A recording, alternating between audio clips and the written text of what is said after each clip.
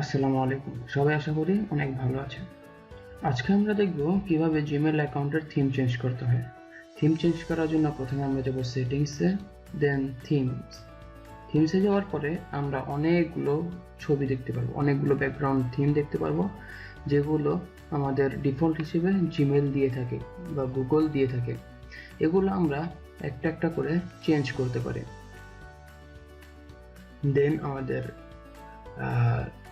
সাইডের যে শ্যাডোগুলো আছে সেগুলো আমরা একটু বাড়িয়ে কমিয়ে আমাদের পছন্দসই যেরকমভাবে আমাদের থিমটা বা ব্যাকগ্রাউন্ডটা সুন্দর লাগে সেভাবে আমরা সেট করে নিতে পারি। দেন সেভ। এখন আসুন আমরা যদি নিজস্ব প্রোফাইল বা কাস্টম কোনো ছবি থিম হিসেবে ব্যবহার করতে চাই, তখন আমরা কি করব? আবার সেটিং, থিম থেকে মাই ফটোসে যাব। এখানে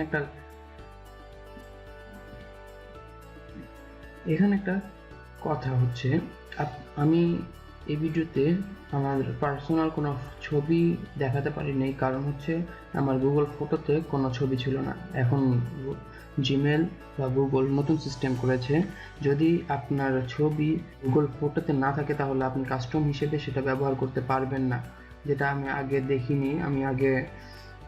এটা হচ্ছে 2020-এর আপডেট। সো আমার যেহেতু নতুন জিমেল এবং গুগল ফটোতে কোনো ছবি নাই, তাই আমি আমার ছবিটা চেঞ্জ করতে পারিনি। এখানে মাই ফটোতে গেলে আপনারা সেই গুগলের ফটোর সকল ছবি দেখতে পারবেন। এখানে আমি যেহেতু প্রোফাইল পিকচারটা চেঞ্জ করেছি, সেই প্রোফাইল পিকচারটা দেখা যাচ্ছে, আর কোনোটাই দেখা যাচ্ছে না। সো আপনারা গুগল ফটোতে যদি আপনাদের কোনো ছবি থাকে, সেই ছবিটা আপনার ব্যাকগ্রাউন্ড হিসেবে এখান থেকে ক্লিক করে সেভ দিলে সম্পূর্ণভাবে সেভ হয়ে যাবে। সো সবাইকে ধন্যবাদ ভিডিওটি দেখার জন্য।